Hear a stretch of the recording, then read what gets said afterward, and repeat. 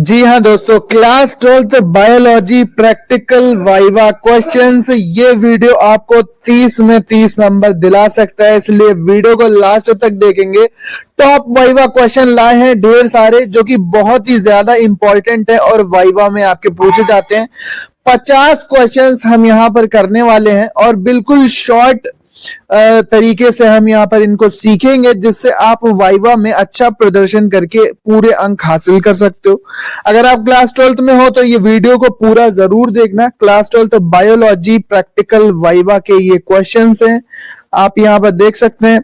UP board, Bihar board, MP board, Uttarakhand, Jharkhand, Haryana, Chhattisgarh, किसी भी board के आप स्टूडेंट हो क्लास 12th के, तो ये वाइवा क्वेश्चंस हैं जो कि आपके प्रैक्टिकल के वाइवा में सर आपसे पूछेंगे।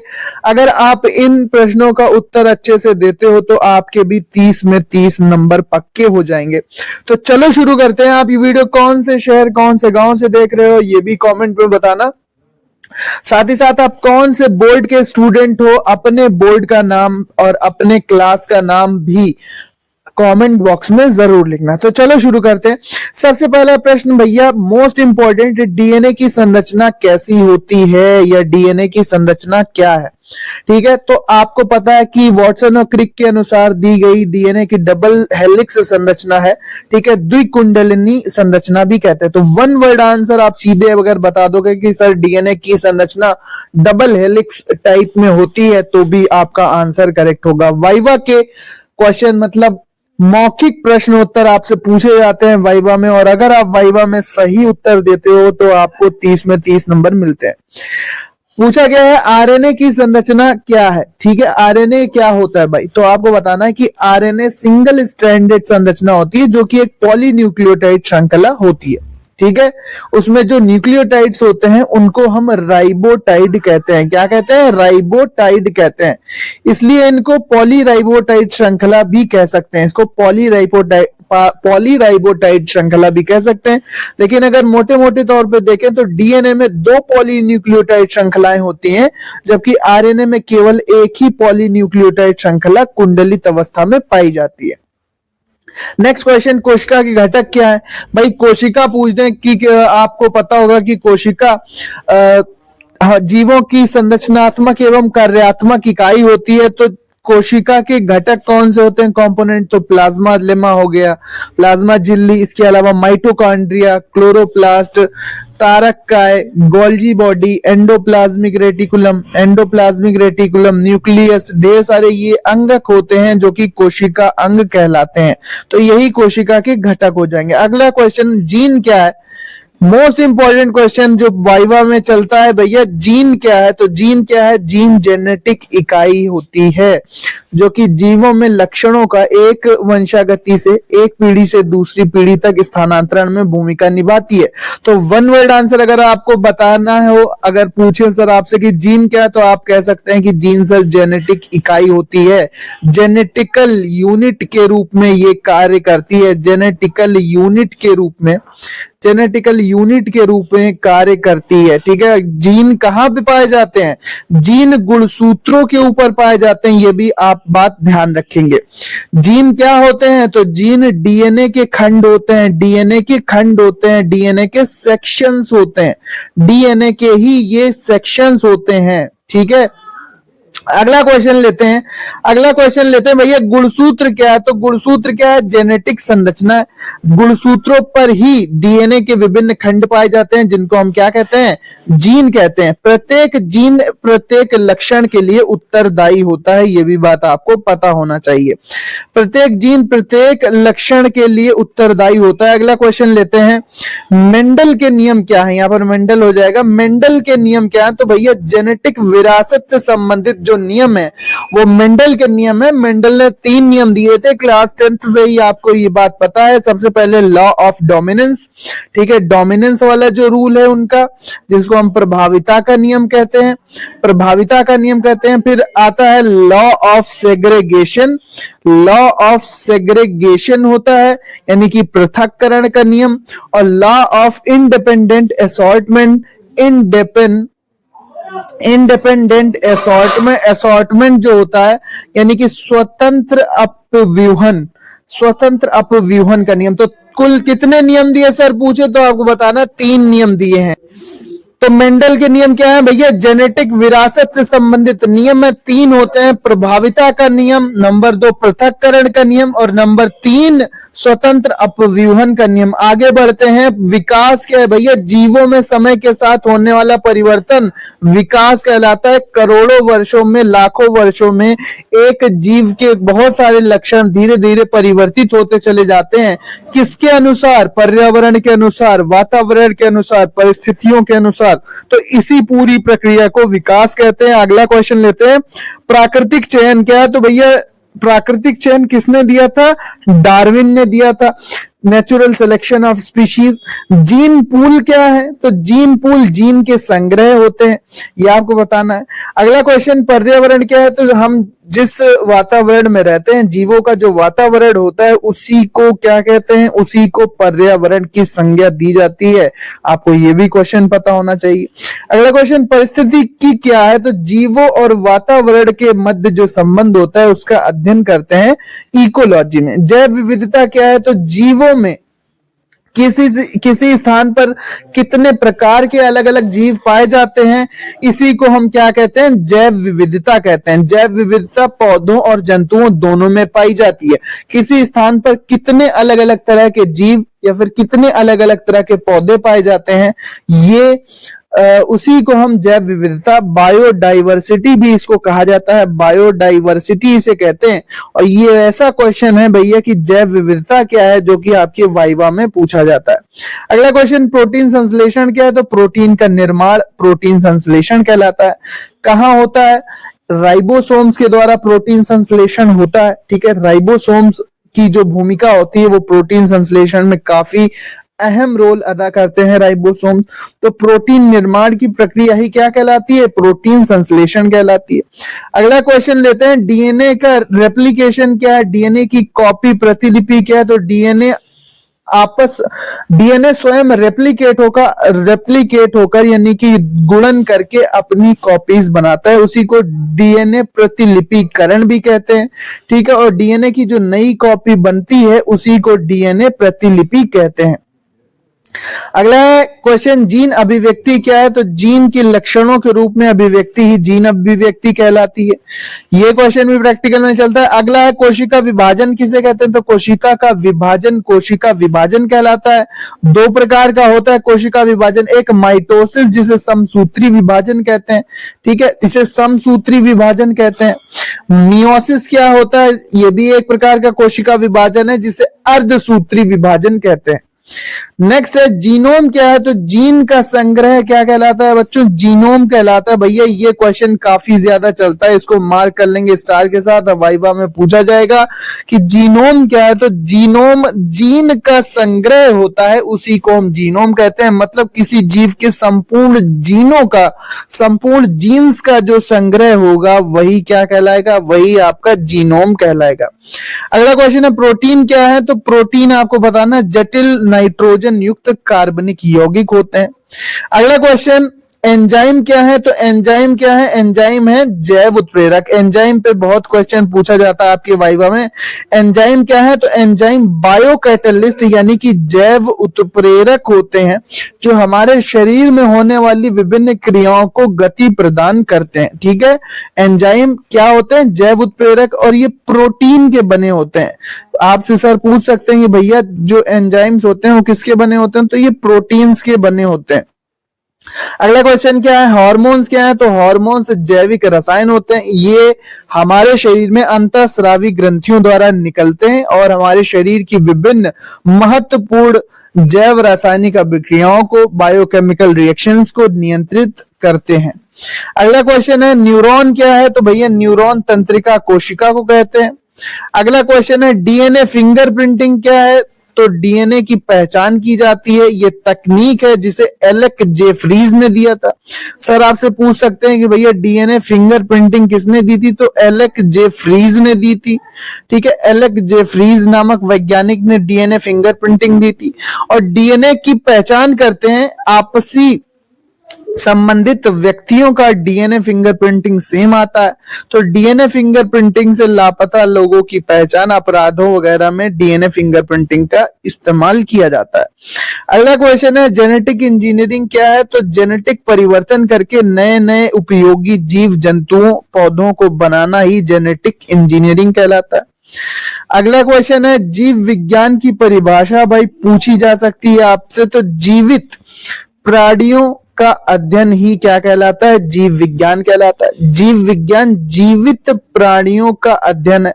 दो शब्दों से मिलती है, बायोलॉजी होती है जीव विज्ञान, बायोलॉजी, बायोस प्लस लोगस। बायोस क्या होता है? बायोस प्लस लोगस होता है। बायोस मतलब जीव और लोगस मतलब अध्ययन, जीवों का अध्ययन ही बायोलॉजी कहलाता है।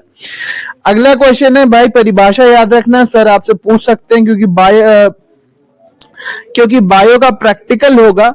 तो बायो का प्रैक्टिकल जब होगा तो आपसे ये क्वेश्चन पूछा जाएगा। अगला क्वेश्चन लेते हैं कोशिका की परिभाषा क्या है? तो कोशिका जीवित प्राणियों की मूलभूत इकाई है। कोशिका इस तरह से भी बोल सकते हैं कि कोशिका शरीर की या जीवों की संरचनात्मक एवं कार्यात्मक इकाई होती है। हमारा शरीर या किसी भी जीव या पौधे का शरीर कोशिका का ही बना होता है और उसी में उसकी जैव रासायनिक और इंपॉर्टेंट बायोकेमिकल रिएक्शंस होती हैं, जैविक अभिक्रियाएं होती हैं। तो कोशिका की परिभाषा भाई पूछ सकते हैं सर कि सेल क्या है? सेल क्या है? तो आपको बताना है कि सर जीवित प्राणियों की मूलभूत इकाई है, ये संरचनात्मक एवं कार्यात्मक इकाई होती है। डीएनए की परिभाषा भाई पूछ दी जाएगी, डीएनए बड़ा फेमस है तो डीएनए की परिभाषा पूछी जाएगी। तो डीएनए डीऑक्सीराइबोज न्यूक्लिक एसिड है जो जीवित प्राणियों के जेनेटिक पदार्थ का मुख्य घटक है। ठीक है, डीएनए में क्या होता है? डीएनए का फुल फॉर्म याद रखेंगे, डीऑक्सीराइबोज न्यूक्लिक एसिड इसका फुल फॉर्म होता है। इसमें डीऑक्सीराइबोज शर्करा होती है, आरएनए में राइबोज शर्करा होती है। बस डीएनए और आरएनए में एक मुख्य अंतर याद रखिएगा कि डीएनए में यूरेसिल नहीं पाया जाता जबकि आरएनए में थायमीन के स्थान पर यूरेसिल पाया जाता है। अगला क्वेश्चन हम लेते हैं प्रोटीन की परिभाषा। तो भाई आपको बताना है कि प्रोटीन जीवित प्राणियों के शरीर में पाए जाने वाले जटिल नाइट्रोजन युक्त कार्बनिक यौगिक है। प्रोटीन जीवित प्राणियों के शरीर में पाए जाने वाले जटिल कार्बनिक यौगिक है। नाइट्रोजन भी होता है तो ये भी बोल सकते हैं कि नाइट्रोजन युक्त जटिल कार्बनिक यौगिक है, या सीधे भी आप जटिल कार्बनिक यौगिक बोल देंगे। भाई प्रोटीन पूछ देते हैं सर। माइटोकॉन्ड्रिया की क्या परिभाषा होगी? या पूछ देंगे सर आपसे वाइवा लेने वाले एग्जामिनर सर की बताओ माइटोकॉन्ड्रिया का क्या काम है? तो माइटोकॉन्ड्रिया कोशिका के अंदर ऊर्जा उत्पादन करने वाला अंग है, यानी कोशिकांग है। और ये ऊर्जा उत्पादन कैसे करता है? इसमें ग्लूकोज का ऑक्सीकरण होता है। किसका ऑक्सीकरण होता है? ग्लूकोज का ऑक्सीकरण होता है, जिससे ऊर्जा एटीपी के रूप में बनती है और ये एटीपी के रूप में बनी ऊर्जा जैविक अभिक्रियाओं को संपन्न करने में यूज की जाती है। अगला क्वेश्चन आता है क्लोरोप्लास्ट क्या है? तो क्लोरोप्लास्ट पौधों की कोशिकाओं में पाए जाने वाले हरे रंग के अंग हैं जो प्रकाश संश्लेषण में मदद करते हैं। केंद्रक क्या होता है? पूछ दिया भाई केंद्रक की क्या परिभाषा है? केंद्रक क्या होता है? तो न्यूक्लियस या केंद्रक कोशिका के केंद्र में स्थित एक अंग है जो जेनेटिक पदार्थ को संग्रहित करता है। अगला है माइटोसिस यानी समसूत्री विभाजन। माइटोसिस मतलब समसूत्री विभाजन, ये एक प्रकार का कोशिका विभाजन है। क्या होगा? तो माइटोसिस एक प्रक्रिया है जिसमें कोशिका अपने संख्या को दोगुना करती है, मतलब एक कोशिका से दो कोशिकाएं बन जाती हैं समसूत्री विभाजन में। और समसूत्री विभाजन कहां पर होता है? ये हमारी काइक सेल्स में होता है। ठीक है, जो शरीर की लिंग कोशिकाओं के अलावा गोनेट्स में जो सेल्स होती हैं उनके अलावा जो नॉर्मल सेल्स होती हैं, जो काइक कोशिकाएं कहलाती हैं, उसमें आपका समसूत्री विभाजन पाया जाता है। जैसे हमारे विभिन्न अंगों की कोशिकाएं, जिससे और समसूत्री विभाजन से ही वृद्धि होती है, और जबकि अर्धसूत्री विभाजन से सेक्स सेल्स का निर्माण होता है। लिंग कोशिकाओं का लिंग जो वो होते हैं उनको बोलते हैं युग्मकों का निर्माण होता है अर्धसूत्री विभाजन से। ये रहा मियोसिस क्या है? मियोसिस जो मैं आपको बता रहा था, अर्धसूत्री विभाजन। यहां से क्वेश्चन जरूर पूछते हैं वाइवा में। आपने प्रैक्टिकल अगर चार्ट पेपर पे बनाया है समसूत्री या अर्धसूत्री विभाजन, तो यहां से भी पूछते हैं। तो भैया अर्धसूत्री विभाजन या मियोसिस एक प्रक्रिया है जिसमें कोशिका अपने जेनेटिक पदार्थ को आधा कर देती है, ठीक है, और जेनेटिक पदार्थ नेक्स्ट जनरेशन के लिए गैमीट्स यानी युग्मक के रूप में कार्य करते हैं, युग्मक के रूप में कार्य करते हैं, और वह फिर से मिलके जाइगोट बनाते हैं जिससे नए जीव का निर्माण होता है। ये बात आपको पता होनी चाहिए। जीन की परिभाषा पूछ देते हैं सर कि बताओ भाई जीन क्या है? तो जीन क्या है? जेनेटिक इकाई है जो एक विशिष्ट विशेषता को नियंत्रित करती है, मतलब एक विशिष्ट लक्षण को नियंत्रित करती है। अगला क्वेश्चन भाई, क्रोमोसोम क्या होते हैं? क्रोमोसोम की परिभाषा, तो क्रोमोसोम एक जेनेटिक संरचना है जो जीनों को संग्रहित करती है। जीनों के जीन्स के जो पैकेट्स होते हैं वो ही क्या कहलाते हैं? क्रोमोसोम, या जिन्हें हम गुणसूत्र भी कहते हैं। क्या कहते हैं? गुणसूत्र भी कहते हैं। अगला क्वेश्चन जो पूछ सकते हैं भाई, डीएनए रेप्लिकेशन क्या है? डीएनए प्रतिलिपिकरण, जो पीछे मैंने आपको बताया। तो डीएनए रेप्लिकेशन एक प्रक्रिया है जिसमें डीएनए अपनी कॉपीज बनाता है, प्रतिलिपि बनाता है। एक डीएनए मॉलिक्यूल से 2 डीएनए मॉलिक्यूल्स बन जाते हैं। इसी को क्या कहते हैं? डीएनए प्रतिलिपिकरण कहते हैं, ठीक है, रेप्लिकेशन कहते हैं। डीएनए रेप्लिकेशन इसको कहा जाता है। क्या कहा जाता है? इसको डीएनए रेप्लिकेशन कहते हैं। अगला क्वेश्चन लेते हैं, ट्रांसक्रिप्शन क्या है? तो ट्रांसक्रिप्शन एक प्रक्रिया है जिसमें डीएनए से आरएनए बनता है। क्या बनता है? डीएनए से आरएनए बनता है। कभी कभी रिवर्स ट्रांसक्रिप्शन होता है जिसमें आरएनए से डीएनए बनता है। अब ट्रांसक्रिप्शन क्या है? मोस्टली डीएनए से क्या बन जाता है? आरएनए बनता है। तो यह प्रक्रिया जब डीएनए से, ऐसे आप बता सकते हैं, सर आपसे पूछेंगे कि बताओ ट्रांसक्रिप्शन क्या है, तो आपको बताना है सर जब डीएनए से आरएनए अणु का निर्माण होता है तो यह प्रक्रिया ट्रांसक्रिप्शन कहलाती है। अगले पूछ दें सर कि भाई ट्रांसलेशन क्या होता है? तो ट्रांसलेशन आपने जनरली सुना होगा, अनुवाद होता है, लेकिन ये अनुवाद वो वाला अनुवाद नहीं है। आप कहेंगे कि ट्रांसलेशन एक प्रक्रिया है जिसमें आरएनए से प्रोटीन का निर्माण होता है।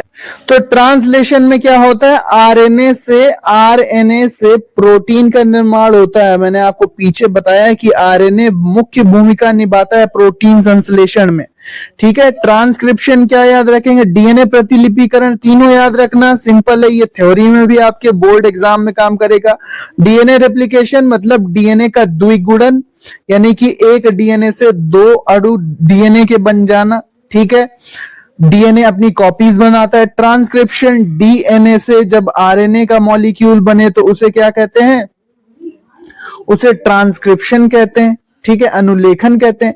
और ट्रांसलेशन किसे कहते हैं?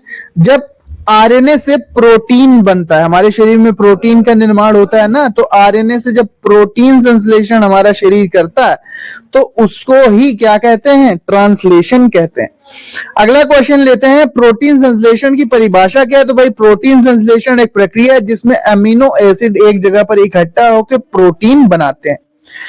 प्रोटीन कितने प्रकार के एमिनो अम्ल से मिलकर बने होते हैं? तो 20 प्रकार के एमिनो अम्ल मुख्य होते हैं, जिसमें से 10 आवश्यक और 10 अनावश्यक एमिनो अम्ल होते हैं।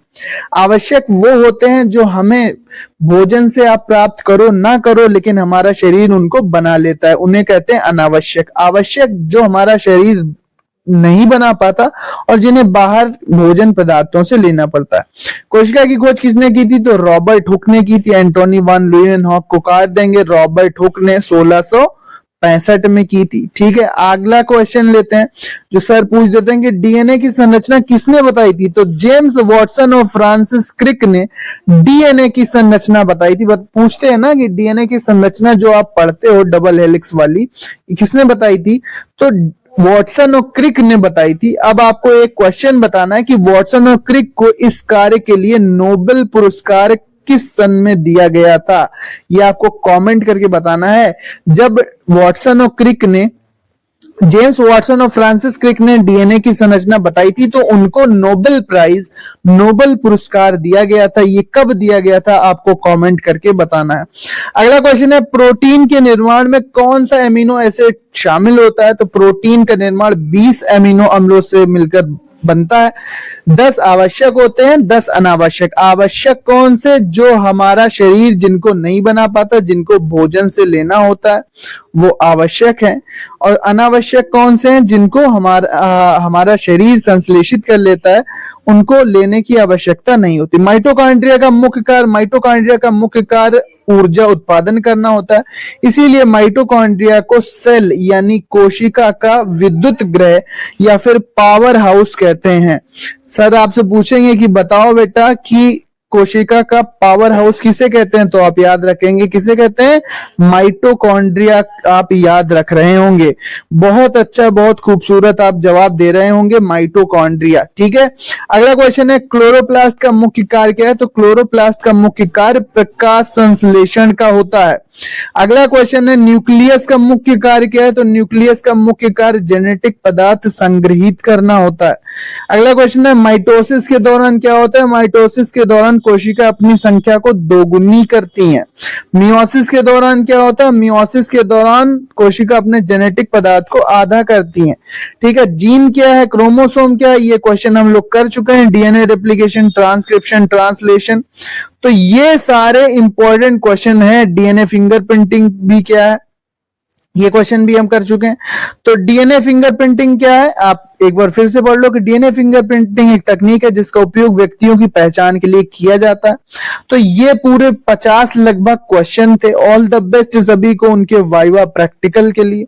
मोस्ट इंपॉर्टेंट वीडियो है, सिंपल क्वेश्चन है, आपके थ्योरी में भी, थ्योरी को भी पक्का हो जाएगा। ये परिभाषाएं अगर आपको आती हैं, चाहे वो जीन की हो, क्रोमोसोम की हो, कोशिका की हो, क्लोरोप्लास्ट की हो, डीएनए की हो, ठीक है, ये मियोसिस, माइटोसिस यानी समसूत्री, अर्धसूत्री, यही बेसिक क्वेश्चन चलते हैं। कोशिका का पावर हाउस यानी माइटोकॉन्ड्रिया, ठीक है, एमिनो एसिड के बारे में, प्रोटीन के बारे में, यही सारे प्रश्न आपके वाइवा में पूछे जाएंगे। अच्छे से तैयार कर लो इस वीडियो को।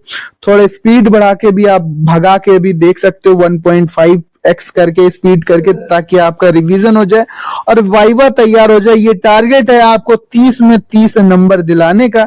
इसलिए 30 में 30 नंबर प्राप्त करने के लिए आप ये वीडियो ध्यान से देखना और अपने दोस्तों को भी शेयर करना, और व्हाट्सएप स्टेटस पे आप इस वीडियो को जरूर लगाएंगे, जिससे और भी लोगों की मदद होगी। सो मिलते हैं अपने नेक्स्ट वीडियो में। आपको कौन से वाइवा क्वेश्चन चाहिए आप कमेंट करके जरूर बताना। इसका पीडीएफ हम आपको टेलीग्राम चैनल पर दे देंगे। टेलीग्राम चैनल का लिंक डिस्क्रिप्शन में दिया हुआ है, जाकर जरूर ज्वाइन करना। मिलते हैं अपने नेक्स्ट वीडियो में। इसी तरह के इंपॉर्टेंट वीडियोस के लिए आप चैनल को सब्सक्राइब करना बिल्कुल मत भूलना और बेल आइकन प्रेस करके आप आगे बढ़ेंगे। और नेक्स्ट वीडियो में हम एक और अन्य इंपॉर्टेंट टॉपिक्स के साथ important model paper, question paper, board के लिए भी इंपॉर्टेंट क्वेश्चंस हम कराएंगे। इसलिए चैनल को जरूर सब्सक्राइब करना। मिलते हैं अपने नेक्स्ट वीडियो में। Thank you and bye bye.